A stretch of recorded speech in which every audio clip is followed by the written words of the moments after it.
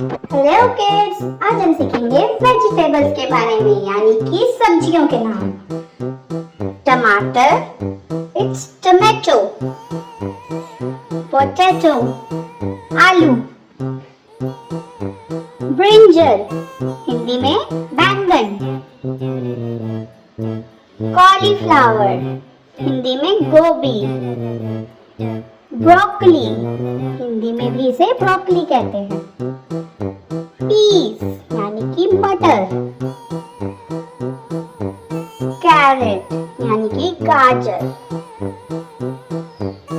Pumpkin यानी कि कद्दू।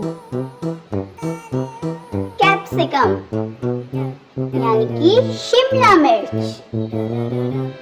अदरक, in English ginger.